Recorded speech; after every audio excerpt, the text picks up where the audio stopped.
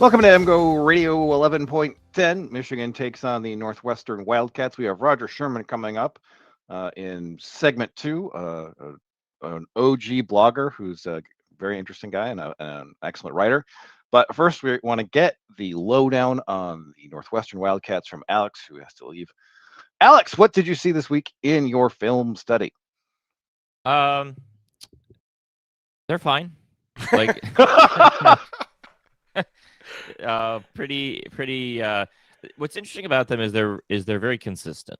Their offense has gained a similar amount of yards against a lot of teams, and the defense has a pretty consistent range of outcomes. If your offense is mediocre versus if your offense is really good, and they've beaten the teams they're supposed to beat, except maybe Penn State, but whatever happened there. They took care of business against Purdue, took care of business against UCLA. They were definitely overmatched against Oregon and USC. And then the Nebraska game was pretty close. That one came down to the wire. But for the most part, Northwestern's performances are pretty predictable, and they seem to reflect who they play more than themselves. So every game that Northwestern has played against a Big Ten school, they have between 115 and 163 passing yards when it's all said and done. Right. That's the consistency I was talking about. And Preston Stone was their big pickup in the offseason. And it's interesting because 2 years ago, he was a pretty good starting quarterback at SMU. And then he lost his job last season to Kevin Jennings. The numbers when he played were still okay. Looking back, the biggest tell was the completion percentage because he had 28 touchdowns to 6 interceptions in 2023, but the completion percentage was under 60%. Completion percentage has been pretty consistent through his career in the 58-59 range. What's changed at Northwestern is the turnovers are way up, touchdowns have vanished, and the accuracy is just a major problem. His mechanics are very strange. There were throws in the Nebraska game. Some of them he got on target where the throw itself made him fall over, like just the way his feet are, the way his throwing motion is. He could just contort his body to try and get the ball out. It's very odd, and it's just not accurate enough. And it's been a problem this year. His interceptions are near the highest in the FBS. His turnover-worthy passes is by far the most of a Big Ten starting quarterback this year. But even when he's not throwing it to the other team, it's just anyone's guess whether he can get pretty basic throws on target. And right now, that looks like the biggest limiting factor with this offense, when before the season, it seemed like a reason for optimism that Stone was a guy that had some success in his past. And I think at the moment, I'm not going to believe in any future Northwestern starting quarterbacks out of the portal. All right, this. so I don't know if you remember this. I tried to warn you about Preston Stone because he's a Red Ashley quarterback. Red Ashley is a good coach, right? And he's the other guy who's been with Malzahn forever. That's why I have ended up watching a bunch of his stuff because we both kind of come from the same backgrounds, and he's the one who was probably making Stone more efficient. They ran a lot of RPOs. They do the things that make your quarterback look efficient. And his one issue at SMU, and the reason why he got passed, was inaccuracy, which, from reading your faux film, seems like it's a problem for Northwestern as well. Yeah, it's a major problem. He can get on the run a little bit. He's not super mobile. But it's just an issue for him. It's been an issue for him all year, and it doesn't help that he doesn't have a ton of great receivers to throw to, but it's just something that at the moment puts a cap on this offense and what they can achieve when the quarterback has the accuracy issues he does. Well, it does seem like they have a strike in Griffin Wild, who transferred in from South Dakota State. Wildy. After a 71 catch, 1,100 yard sophomore year, he has 43 catches for almost 600 yards this year, more than double the amount of targets of any other Northwestern wide receiver. And he's the only guy who kind of grades out as like, this guy might be a bit of a problem. Yeah, I mean, he certainly seems like a find. The other receivers don't have a ton of juice. Like, they're okay, but Wildy he's the dude for them. He is no one else, I think, is above 20 catches. He's at 43, like you mentioned. Very prolific. shows the ability to make tougher catches and adjust his body and all the stuff you got to do to catch these Preston Stone passes that are all over the place. So that's the guy you kind of have to focus on. Otherwise, Hayden Elegon, Lawson Albright. Albright's a tight end. They've also had Frank Covey the fourth. They've had Drew Wagner. There's some other tight ends, Hunter Welsing. They filter through all these other players, but no one's really stood out besides Wildy. But Wildy's a good player, and you have to kind of wonder what the passing game would look like without him on this team. Good news for this offense is they can run the ball. Caleb Komolafe, thank you. 5.1 yards an attempt, 726 yards. And the grades for this team's offensive line at Pro Football Focus are excellent. They have one guy who's kind of like, not great.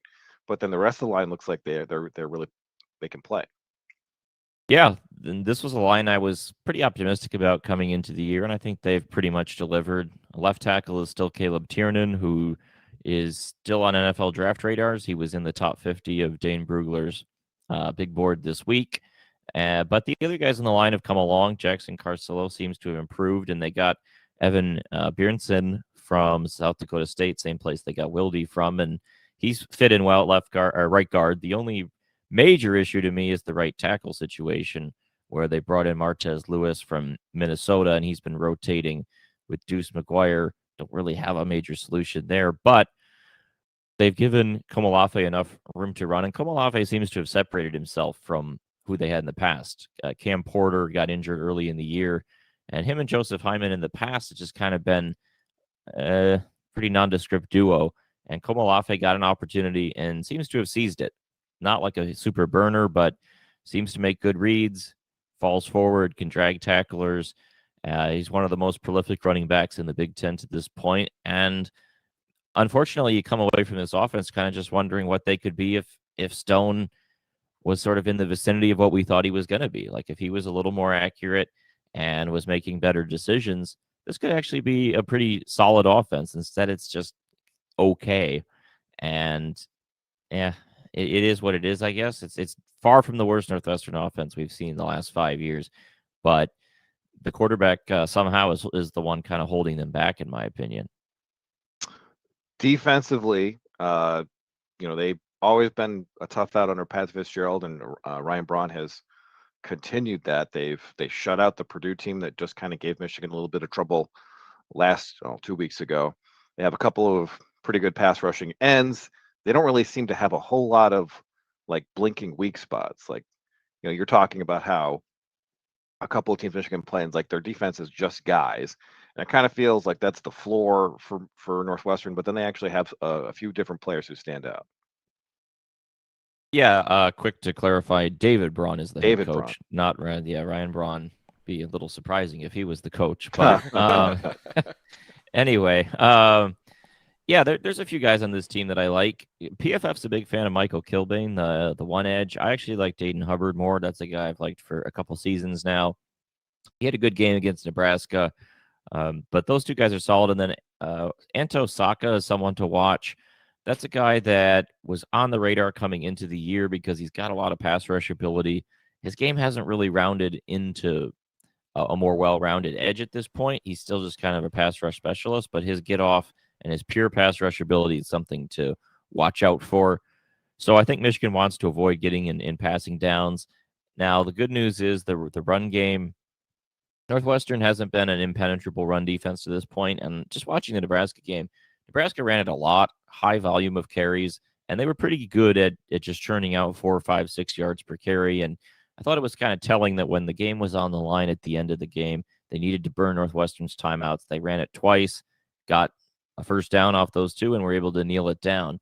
Northwestern tackling's been a little bit of an issue that could lead to some explosives in this game. And I just think those defensive tackles, Brendan Flakes, Bostone, the other starting tackle, as well as Najee Story, they're just kind of guys. And I think that where we've seen Greg Crippen play at, where we've seen Guarnera and some of Michigan's interior line, I like that matchup for Michigan. And I think they should be able to run the ball decently well. If they can do that, they can stay out of those pass rush situations and probably have a decent enough day. Yeah, the one thing I noticed 85th. about them, sorry, real quick. The thing I noticed about those defensive tackles is they like to get upfield. Like, you remember those Penn State defensive tackles just jump up, behind the line of scrimmage, and this really kind of hurt them in the end against Nebraska, where Nebraska got used to like them jumping through and just kind of carry them past and got a few runs where they needed it. It was, and they kind of have to. Flakes is 291, Bastone's 300, and he was a former walk-on. Najee Story's been there forever and has never really passed 300 pounds. So it's like, and I think that's Kilbane too. He's almost like a or a fourth tackle out there, like just. They try to jump into the backfield to make up for the fact that they're a little small, and we've seen Michigan be able to handle that before, and I think that's going to be the key for this. Quick predictions. 24-14, Michigan. Seth? I'm going with a Fetty whopping, 38-17. All right. I'm going to say 25-11. I just pick weird scores, but I really believe that they're going to get 11 in this game. All right. All right. Thank you, Alex. We're going to take a break, come back, and talk to Roger Sherman. Since 2001, Underground Printing has been the Ann Arbor original. Starting from a West Quad dorm room and growing into the go-to source for custom apparel and Michigan gear. Whether you're gearing up for game day or creating custom design for your team or business, Underground Printing has you covered.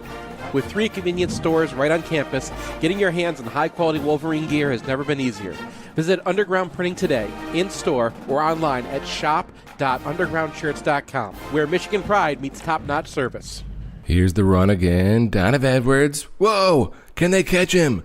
No! Donovan Edwards again, 85 yards. Guys, I'm not Gus. I'm Nick, and I rode the bus to Bursley every day back in 97.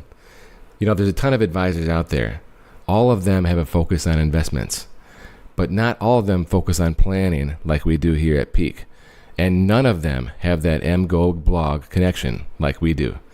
Get your second opinion at peakwm.com/MGoblog. Retire with peak confidence.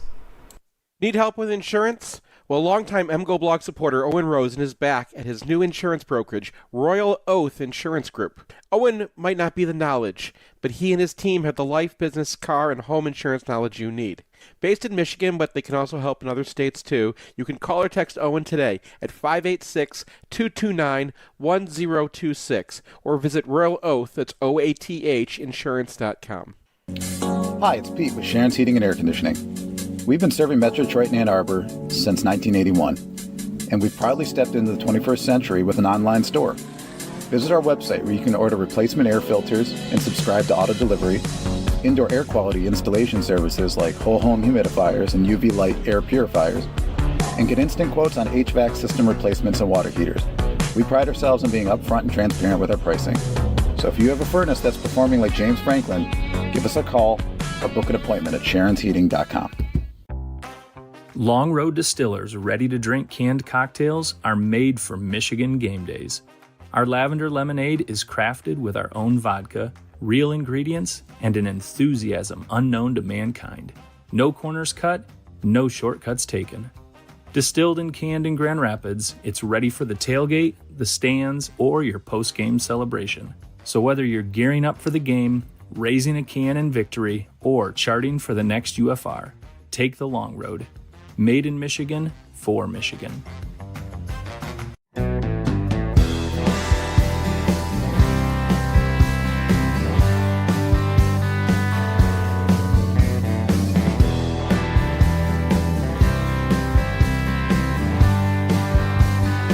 Welcome back to MGoRadio 11.10. We now welcome in Roger Sherman, one of the real OGs in sports blogging. It's a pleasure to be talking to you, Roger. Thanks, man. I was blogging about Northwestern football in like 2009, 2010, and have since, for my own sanity, moved on to blogging about other things. Yeah. So you I've really enjoyed your Olympics posts. You bring a little, a real joie de vivre to covering sports, which is great. A lot of people Appreciate that. are, a little bit mad, a little bit mean, including us sometimes, but you really seem to have a lot of joy in your writing, which is it's nice to see. Yeah, we just launched a thing. It's just called Sports ! So to show how enthusiastic we are. It's sports. It's my YouTube channel. It's my newsletter, and it's impossible to Google. Yeah. Because I did not value the ability to search it. But my point is, yeah, I sports are supposed to be fun. Unlike Northwestern football. We used to have a shirt that just said sports on it. We because do. it had You can't had sue us for this, by the way. This is an old shirt. it had Facepalm guy on it, and then there was some guy who was at a basketball game getting raptured up, and it was like the dichotomy of sports. So, it's we're no, I don't have any claim on the trademark. I think that's going to be tough to track down. Yeah, I mean, only Ohio State would sue over that. They would. The Sports is my next publication. So you said we? Is it who's the we? No, I'm working with an editor and a video person. I'm making most of the content. I just tend to write we a lot. Dating back to the early days of blogging. It makes you sound more important. It does. So I want to just get a check in on you. So Fitzgerald goes out the door. Braun comes in. Northwestern football kind of feels like it's always the same, and I wanted to there should be seismic changes, but it's not like no, we're just the same. It's kind of amazing, there's, like you said, seismic changes. The coach who has been there for my entire time as a Northwestern fan out the door. You expect everything to be new, everything to be different, and here we are talking about a team with a shaky transfer quarterback. They're going to try to run the ball to score 17 points, maybe, fingers crossed, and a decent defense led by like a middle linebacker who you have no idea how he's making a lot of plays, but somehow always seems to. And they're ranked like 90th in offense and like 30th in defense. And yeah, that's been every Northwestern team, no matter who the coach is. It makes you feel like it doesn't matter what stadium they're playing in, if they're playing in Ryan Field, if they're playing in a tiny practice facility by the lake, if they are playing at Wrigley Field, which they will be on Saturday. You are getting the exact same Northwestern football product you have always loved, which is not particularly fun. I mean, I don't mean to sound condescending, but I think the new stadium is a very funny thing to undertake because it just felt like the old one was perfect for Northwestern. It just made so much sense. Yes. And I don't know if you guys have heard about this, but now you're allowed to like pay the players. Yes, like if a rich benefactor wants to give the quarterback of the team several $1 million, he just can. And at this exact time, Northwestern has decided to build an $800 million stadium instead of paying money or paying $800 million to the players. Well, obviously it's not one-to-one. You can't put your name on the player.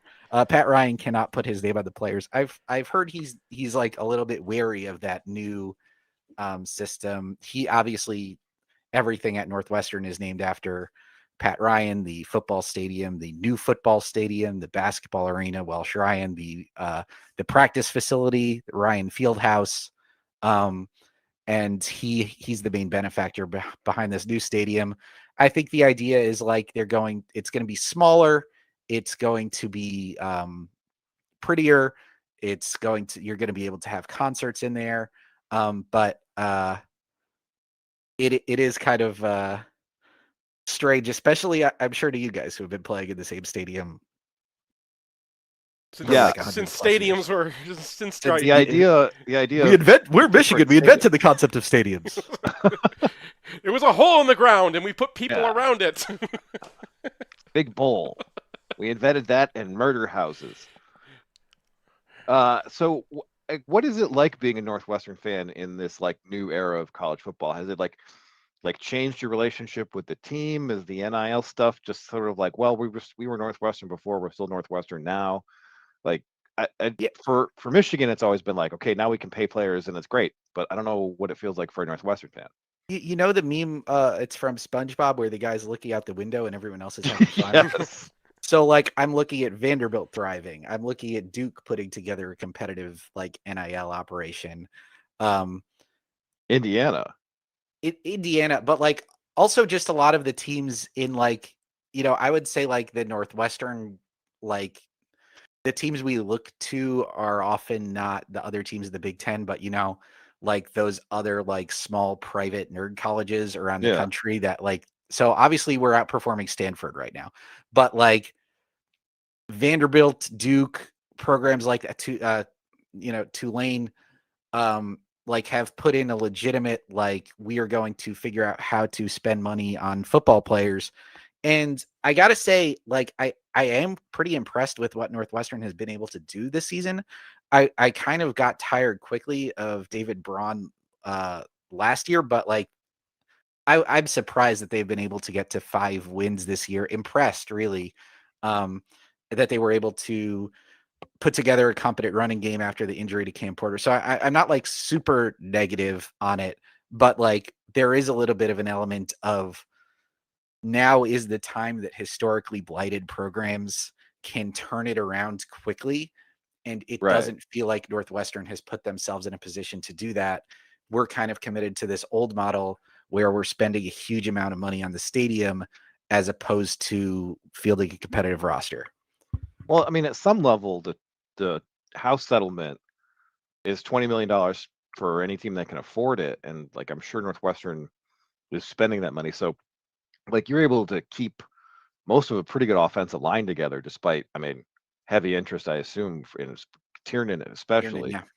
Yeah. So, like, but I think it'll come. Like, there's going to be like sort of a rising tide that eventually will get to Northwestern. I think it's just that so much of those successes are based on quarterbacks, right? Like Diego Pavia, if he's not at Vanderbilt, I mean, and if Preston Stone is at Vanderbilt and Diego Pavia is at Northwestern, it's like, well, and might have Northwestern has tried, like, even dating back before NIL and like this new model of things. Like, I think they've brought in a new transfer quarterback 6 out of the last 7 seasons. Yeah. We're going back to the Peyton Ramseys. We're going back to Hunter Johnson, came in from Clemson, and literally like maybe one for 6, one for like maybe 2 have been like even modestly successful.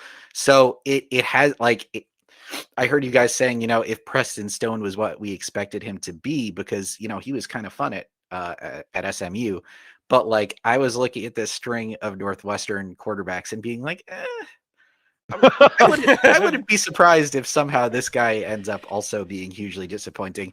I'll tell you though, I'm going back to my preseason takes, but like I'm still mad that with our offensive coordinator, South Dakota State's Zach Lujan, that we didn't go out and get Mark Radowski. We got this awesome wide receiver Griffin Wilde from South Dakota State. We got linemen from South Dakota State. The head coach David Braun came from South Dakota State, and then when he had to build his own staff, he hired their offensive coordinator as well. And they found some guys in there, but still trying to see whether we can ever get a quarterback to come in and be good. At some point, you're kind of hoping the guy that you have on the roster turns out to be good. That also hasn't happened for us. Yeah, I have to admit something, is that on our flagship podcast, we cover the league, and I've been trying to speak Aiden Childs at Northwestern into existence. I'm deeply sorry. No, we're not doing that. I think we're hoping that Ryan Bowe, the backup right now, who's had some big runs, can be something in the future. Okay. All right. Well, the site is called Sports, correct? Yes, Sports exclamation point. The Sports website exclamation point. The website Don't Google it. The website Google it. No. Here's the strategy. Okay. If you don't literally subscribe to my newsletter or my YouTube channel, you just can't find it. It just gets flushed down the toilet into internet oblivion. The YouTube channel is Sports exclamation point. If you're on YouTube right now, I'm sure you can search that. The website is sports.beehive.com. It's new, and like I said, unlike Northwestern football, I hope it can be fun. Thank you, Roger. It's nice talking to you. Thanks, for Roger. having me.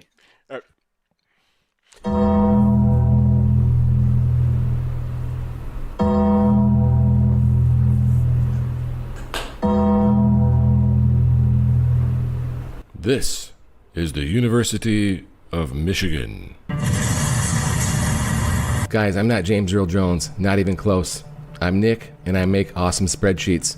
I know you probably make good money and have a good portfolio, but is it enough for you to get to early retirement? Get your second opinion at peakwm.com/mgoblog. Retire with peak confidence. It's the time of year where cracks in your defense get exposed.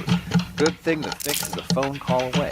Community Pest Solutions is a lockdown defender for homes and businesses. If you're hearing noises in your walls or attic or dealing with bug problems, it's time to call Community. To schedule an inspection, just Google Community Pest Solutions or hit up their website at pestfreemi.com. Winewood Organics is Ann Arbor's only cannabis microbusiness.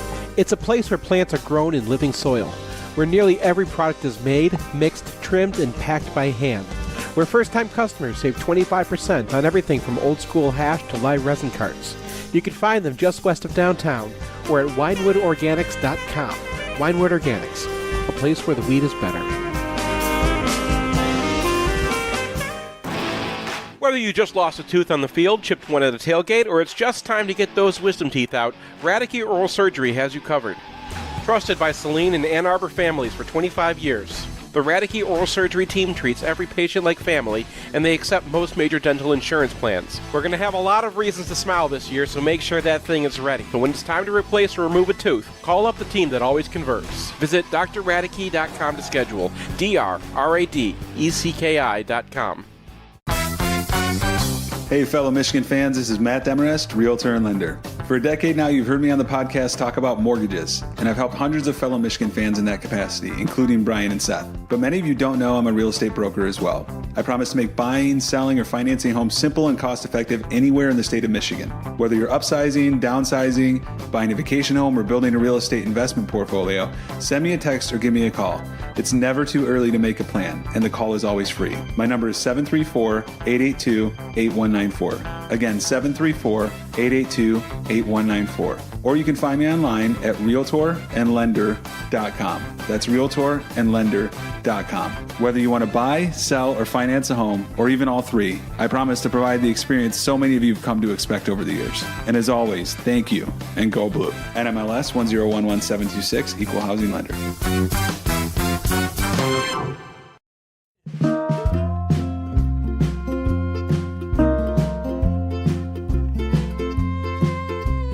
Got another call from my mama last night. She said it's not your fault, but I gotta say, the head and the curtain. Welcome back to MGoRadio 11.10. Michigan is playing TCU in the very near future, but we want to take a last look back at the Wake Forest game, an 85-84 overtime nail biter. That was extremely frustrating. But I'm not supposed to want to die in the middle of a non-conference game that they're playing in Detroit in November, but that was a I want to die moment for a while. Well, 16% from three will do that for you. 4 of 25. They also had a number of turnovers. They gave up too many offensive rebounds. They got to work some things out. But I think the most important takeaway from this game is that Mara played 37 minutes and looked like a guy who should be a Naismith finalist. Will he be a Naismith finalist? We'll have to find out. But crazy stat line, 18 points on 13 shooting possessions, 13 rebounds, 5 of them offensive, 6 assists, 3 turnovers, 5 blocks, a steal, and 3 fouls in, again, 37 minutes. This is by far the most minutes he's played in his career. His high water mark last year was 30 against Washington in a game that UCLA won. They stopped playing as much. I don't know why. But it's just clear that you're planning the rest of this season around the fact that Mara is your center, and you're going to bid him a fond farewell into the NBA after this season. But he's the guy. And defensively, that means, you can close out and you don't have to foul when someone gets to the rim. Like there's going to be someone to clean up for you. And offensively, like I think part of the what do you do with Elliot Cadeau problem is you put Mara on the high post, and use him as a passer. I also think that against teams that are less weird than Wake Forest, you're going to see an awful lot of pick and roll that gets to the rim, and then either you put it up and he rebounds it, or you just actually get him a lob. It was a little difficult because Wake is very undersized, and they were blitzing screens. They're doing a bunch of stuff to make up for the fact that their tallest guy was 6'8" most of the time, and they committed a lot of fouls. They did a lot of early season things as well. So this was like a disappointing performance from the perspective of like Michigan was favored by 9 on Ken Pom, and they won by 1, and they fell a few spots. They blew a 13-point first half lead. All of that is valid. I'm saying that that's not as important as the fact that it looks like you really have something to build around. Now you need to work some other guys in. I think one of the most concerning stats from this game is that Lindenborg had 9 points, and like most of his usage was taking threes that he did not hit. Now, they played a lot of 3 bigs. They played about a third of the game with those 3 bigs on the court, and it just didn't necessarily look like the guys who weren't Mara were comfortable playing spots outside of center. And that might be something that you're able to develop over the year. Like last year at this time, we were talking about how Wolf and Golden couldn't play together. That was completely wrong. But what Wolf brought was the ability to be a playmaker and a shooter himself. And Johnson, not a shooter, not a playmaker. Mara is a playmaker, but he's not a shooter. So kind of inherently, your spacing is going to be jammed up. And then if you want Lindenborg going to the basket, well, he's going to find 2 other guys there, and they're defenders. So for me, this one feels like a stretch. Now, I'm sure they're going to keep doing it, and we're going to see what the results are. But this one seems a little harder than last year. Yeah, I mean the odd fit there is Johnson, because Johnson is he's bouncy. He's not really an assist guy. You did see some ability from Mara to set his teammates up. I think and I don't think that those are just Wake Forest things, right? He had that beautiful lob.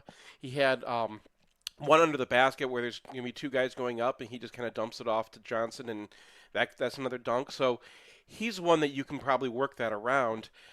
Johnson just kind of ends up being the 3 in that system, though.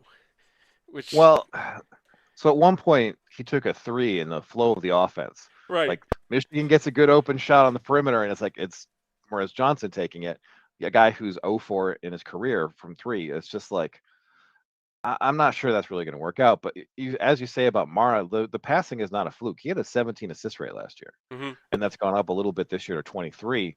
But that's part of his profile as a player. He's a very skilled and excellent passer. So just kind of the things that he brings, most of these things are already established at the Big Ten level, just not in the minutes that he's playing, right? Right. So last year he had a 17% offensive rebound rate. He had a 17% block rate. These numbers are established. Like he's not going to stop doing this. He's not going to stop being 7'3" with crazy long arms. So that's something that you have certainty in. And I think the rest of the roster, like I think you have certainty that Burnett, I'm going to say McKinney, are going to be good outside shooters. And then I don't really know, because Cadeau's turnover rate was pretty high in this game. He had 5, should have been 6. And I have Kaysen with kind of an up and down game. Cheddar didn't have a good outing. Gale was clutch at the end of the game, had some bad moments too. And then Johnson and Lindenborg just didn't really seem like they'd fit together. And this is the second straight year where this is a team that's mostly transfers and freshmen. So probably going to take a minute to get together. But what I was saying last year at this time was like, okay, the turnover rate will come down. They're going to get to know each other. It'll be fine. That never happened. And we're going to have to see if it does in this one. And the other thing about this Wake Forest team is real weird. Yeah. So I'm not entirely like, I want to see what happens when people are playing hedging or they're playing drop coverage. I want to see what happens in those situations. It's possible teams are just going to blitz the hell out of Michigan, because if you let Cadeau get downhill, how's he not going to get it tomorrow on a lob? I don't know. Yeah. Well, the thing about Yaxel is he's a problem for whoever you play at the 4, unless you can, unless you have a whole bunch of 6'7" guys you can throw at him. And that's what Wake Forest is entirely made of 6'7" guys, which is not like you're going to see that team very often. Yeah, and they have a couple of guys who I think are, like, I have a lot of respect for Spillers. He only got 18 minutes in this game, but he was very good last year as like a really small center Mhm. in the ACC. He's a guy who's a good matchup defensively for Lendeborg. But He was also complaining after every call, and I'm like, dude. well, yeah, but that'll happen. Yeah. But the thing, I guess the thing about the three big lineup is that, like, if it's Lendeborg and Mara, you can pull Mara into the high post, and they have to respect that because he's a great passer. And then you can put Lendeborg. Lendeborg can actually get to the basket at that point. And I just don't necessarily see that that's a possibility Mhm. with Johnson on the floor. So, I mean, I kind of feel like those three guys should, like, two of them should be on the court all the time. Yeah. Yeah, and But they're going to figure three of that them out. should never be on the court. You know? Well, you can see. I mean, this is the second year in a row that May builds a huge lineup, and we're like, oh, I guess he wants to go huge, and that's it's obviously something that he's intending to do. I think that you're not going to be able to play Mara 37 minutes a game every night, right? This is probably like one of those weird situations they asked him to do. Why not? Because it's like you're going to wear him down for that, and they'll get foul trouble and stuff. Like it was 32 minutes in this game in regulation, so that seems like 30 seems achievable, right?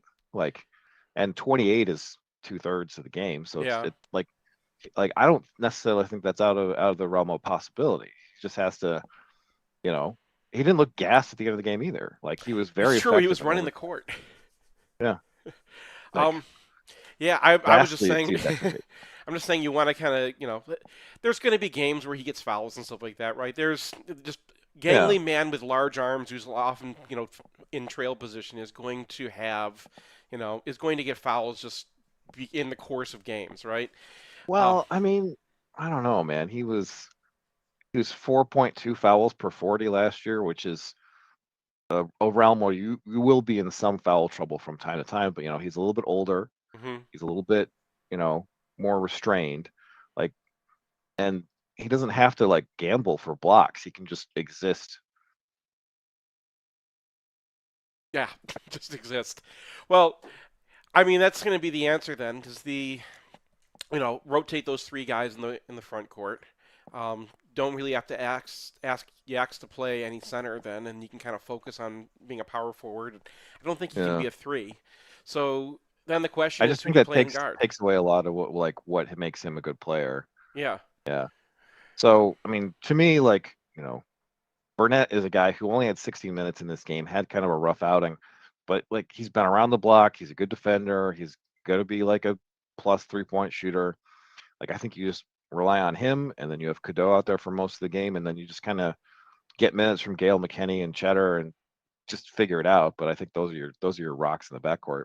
Yeah, I mean, the one thing I wanted to ask you about, Matt D has been all over our Slack, and he wrote a couple articles this week on Trey McKinney's defense, on how excited he was about he UFR'd the game just on his own and came out with McKinney being in the positive, which he said is insane for a freshman. And if that's true, he played 60% of the minutes in this game. He's thereabouts. Yeah, I mean that's a starting three or starting two or whatever. I don't know what you call. Yeah, I mean he missed. I mean, the only thing that you look at his box score, and the only thing that stands out as like negative is that he missed all of his 3-pointers. Now he's 90% from the line, and he's a guy who was like a 40% plus 3-point shooter in EYBL or whatever they're calling it now. So I'm not really worried about his 3-point shooting. You just look at what he's able to do. He was 6 of 8 against Oakland. Like, I mean, I kind of think so too. Like, I think eventually that's your starting two, and Gale is your like first man off the bench or 6-man type.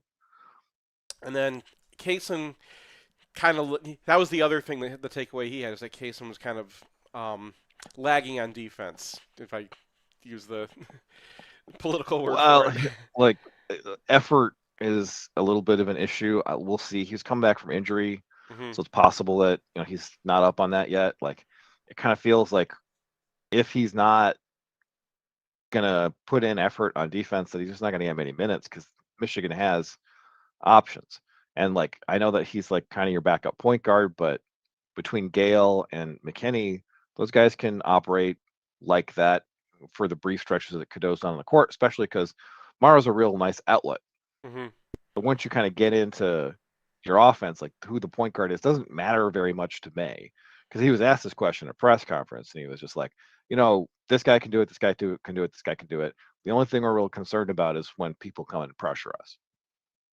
Like that was the only reason that having Cadeau off the floor was going to be an issue for them. So if that's his opinion, there's really not going to be a whole lot of teams that are going to give you Michigan heavy pressure consistently. Like St. John's is an exception in college basketball, right? Because Patino's always really heavily emphasized that. So, kind of a shaky first game, but I feel like the most important development is Mara. I did not preview the TCU game because I have a couple pieces out today. What did you see from the Horned Frogs? They lost their center. They spent all offseason trying to find a center. Last year, if you recall playing them, they had all their backups were freshmen. Those guys are all sophomores now, but one of them was supposed to be the center that they were developing. He's a 6'9" bouncy guy, and he got hurt 2 minutes into the first game. They lost that game to New Orleans, not the Pelicans, the New Orleans Southland team, and they almost lost to Lamar as well. So, I mean, they're small, and they have a bunch of guys who need to go score at the rim to be effective. And now Mara comes to town. So, it's Michigan's first road test. They got to make their threes. They got to, the normal things you can say. The one thing I will say about TCU is these guys get after it. So that could be an issue. We saw that an issue against Wake Forest is that, after Mara blocked the shot, a lot of times Wake just went and collected the shot. And that's part of how they play, where your back's turned to the ball at the time. But also, just, loose balls have been an issue for Dusty May teams. It's just, the way if you get, 15 more shots up, you can fight anybody. So that's the one concern, right, is that Michigan will have some turnovers. They do generate turnovers. They have Brock Harding. You remember him from Iowa? He's their point guard. Vaguely. Yeah. Iowa point guard. So, yeah, that's kind of who they are right now. They they grab some shooters out of the portal, but they're really those sophomores, and they're bouncy, but they were struggling against teams that have 6'9" Southland or MEAC or whatever the conference is they were playing against. So it's gonna be a little different with Mara on the court. All right, we're gonna take a break, come back, and close it out with some UFR discussion. In southeastern Michigan, the yearly cost for a nursing home averages approximately $100,000. It doesn't have to, though. Reed McCarthy founded Ann Arbor Elder Law after handling a tricky situation for his own family. Years of experience later, his boutique firm works with clients across southeast Michigan, dealing with Medicaid planning, long-term care, and tax, disability, and family law, not to mention family dynamics. If you have a family member who may need that level of care, or if you're ready to start your own estate plan, Reed can give you a plan for the future. Visit AnnArborElderLaw.com or call 734-945-9693. That's 734-945-9693. The only thing we can be sure of about the future is that it will be absolutely fantastic. I'm thinking of the incredible breakthrough made possible by developments in communications. Arthur C. Clarke's 1964 vision is now reality with Signalwire, a cloud platform that enables developers to build the applications that will reshape the future of communications. These things will make possible a world in which we can be in instant contact with each other wherever we may be. You can add cutting-edge, real-time video and audio to any product, website, or application with APIs and SDKs for developers of all skill sets. Signalwire is optimized for high quality and low latency communication functionality for video, voice, and text messaging capabilities. Almost any skill could be made independent of distance. Men will no longer commute. They will communicate. See for yourself at signalwire.com. Use code 2021 and receive $25 in developer credit. Go to signalwire.com. Signalwire Communications OGs, original geeks of programmable communication. It can be a rough ride along the information superhighway. That's why we build our e-commerce websites tough enough to handle the load. With the capacity to take hundreds of simultaneous online transactions and the stability of load-balanced, co-located server architectures, a website from Human Element performs in the roughest conditions. Thousands of products, No problem. We'll throw in the tools to manage him with precision and efficiency. All with a design slick enough to make you think your girlfriend might be impressed. So load it up and hit the gas and let Human Element show you the way. Special offers available for returning lessees. Financing available with approved credit to qualified buyers. Client participation may affect savings. Optional equipment available at additional cost. See human-element.com for details. I can't believe I'm doing this. If you find yourself in the penalty box, you want a Michigan man arguing your case, call criminal law attorney and former prosecutor Jonathan Paul tonight. It's 248-924-9458 or visit his old website at michiganlawgrad.com.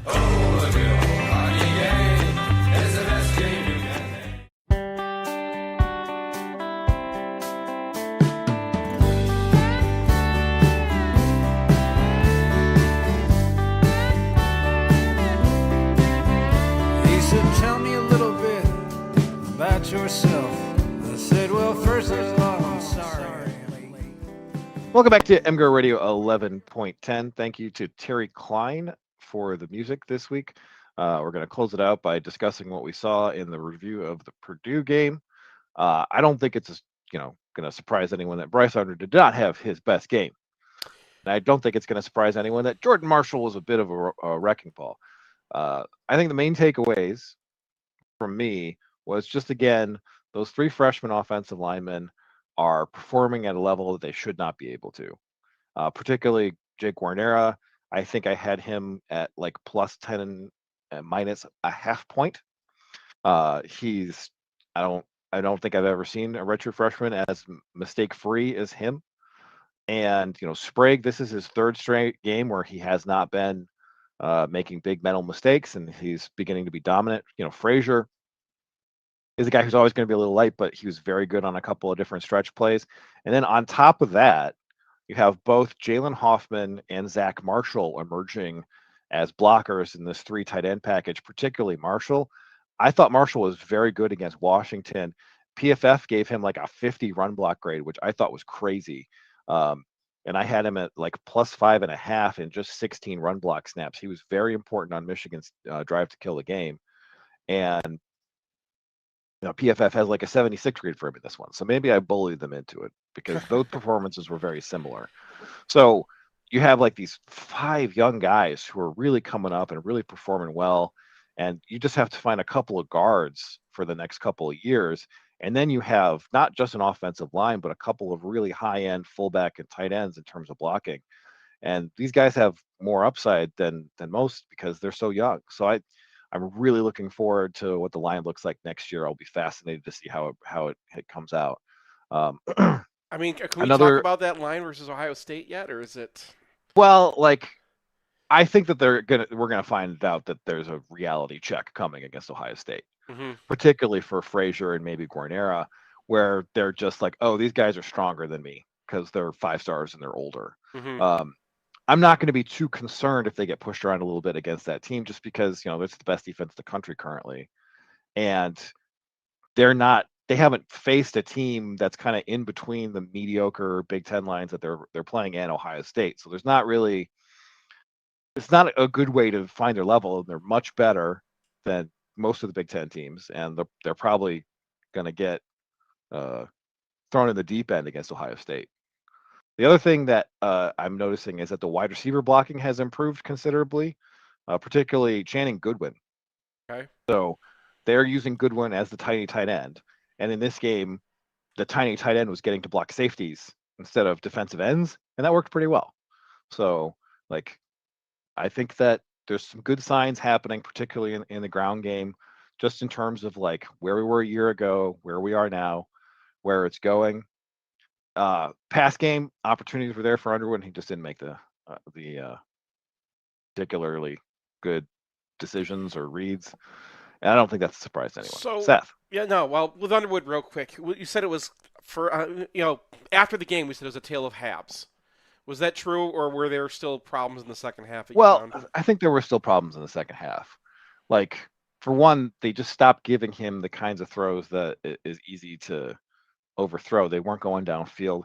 The sack on the 4 was an RPO where he pulled the ball just moments after he gave the ball in a very similar RPO where Purdue had flung a defensive end way up the field. So, like, decision making was kind of like, and like his accuracy was better in the second half, but that was, you have to think about the context there. And there were moments where, yeah, he completed the pass, but the Tecmo Bowl play, he had Marsh wide open for a touchdown, and he also took Marsh off his feet when he was in a good position to catch and run. So like he came out at like plus a half. So it wasn't a negative 10 disaster performance, but quarterback coming out at 0 is not going to be anywhere near enough to beat Ohio State. Now, progress is not linear, he said every day. So, like, let's just see what happens this week. They've had a bye week to kind of settle him down, maybe kind of focus on a suite of plays that he's really confident in running. Because one thing I did notice is that he had some opportunities to make some quick game throws, and he just didn't have the confidence. Like, there's sort of a cover 2 corner, but he shifts his hips outside to deal with McCulley. And at that point, you need to know that he's not going to be able to get back to this throw. It's 3rd and 6, just fit it in there. That's actually turns into the interception. And there was another one where he gets quote unquote a pressure, but like he has, I think it was Zach Marshall for a first down, and he's just not, he doesn't want to throw an interception to the point where he's hesitating on throws that I think he needs to make. And once you hesitate on those throws, they're no longer throws you can make because the window's closed. They're tight windows, they require a lot of precision, and he's just not there yet. Yeah. Defensively, a lot of the same themes we've been talking about all year, right? So Derek Moore and TJ Guy continue to get just as many snaps or barely more snaps than backups, which is weird this time because Cam Brandt is just he's not doing it, right? He gets pushed around. Doesn't necessarily play sound. The coaches obviously love him. But there was a time where like they had Purdue bottled up for a sack, and they all of a sudden he gets loose, and go look back and see what happened. It's like Cam Brandt's going for the sack when he should know, like just run him into TJ Guy. Guy is sitting right there, and that's one of those things that young players learn. But he's a junior; he should be kind of there right now. So what I'm seeing versus how they play him, that's still an issue. We did get to see Adebayo play, Lugard Adebayo, who was kind of interesting to me. Very long arms, very tough to block. The strength was actually against their left tackle, who was supposed to be pretty good. Was fine. Like he pushed him back into the pocket a couple times. He didn't make any huge mistakes. So I thought that Adebayo is a guy to kind of keep in mind. Nate Marshall's the up-and-comer on that edge, but we got some young guys coming up. Speaking of young guys coming up, there were a lot of freshman linebacker play. And kind of went as you expected. So Michigan, obviously, this is what we saw when we watched the game the first time. They were just running nail, which is, you blitz one linebacker into the backside and then try to play 5-1. And Purdue picked up on it, and that's why they got some of their chunks. I thought overall it felt worse than it really was. When Purdue had this huge, long, drive that goes 19 plays. When you go back and look at that drive, it's like they convert. They got a little lucky on that drive, and they kind of got backed up, and then they converted. Then they backed up and they got a conversion on 4th down, and they were clever. They got to see Michigan couldn't do anything complicated in this game because they had so many freshmen out there. So Purdue really just got to go out, get a look for their quarterback, show Ryan Brown where the receiver is going to be, and throw it.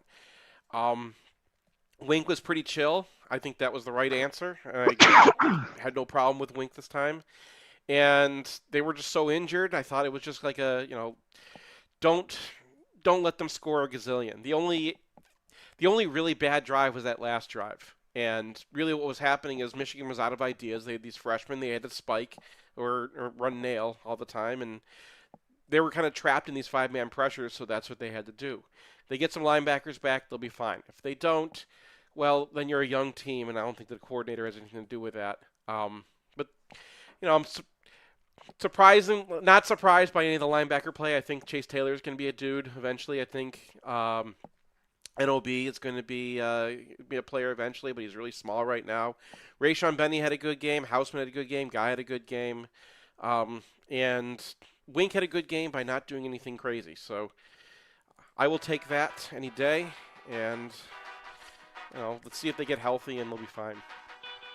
All right. Thanks for joining us, guys. We'll see you again next week. Arena, no one's ever seen her. She lives all alone.